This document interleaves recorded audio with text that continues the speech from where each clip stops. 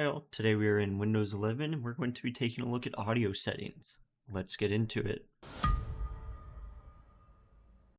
So Windows 11 audio settings are a little bit different from Windows 10.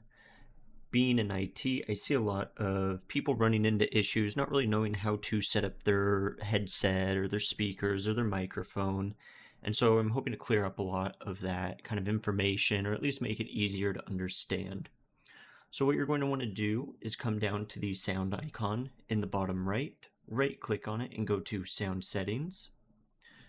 So when you open up your sound settings, you do have a few different options. So you have output and input. Output would be your speakers, so your speaker volume, what device. If you had multiple devices here, you would see the built-in speakers for your computer, and then maybe a monitor, maybe your headset.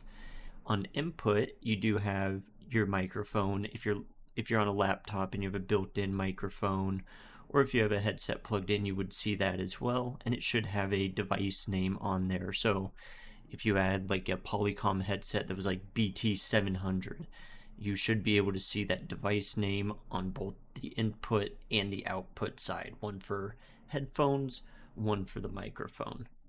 So once you're into here, you do have the options of selecting which devices. So right now, because I only have one device for both output and input, they are obviously the ones that are defaulted.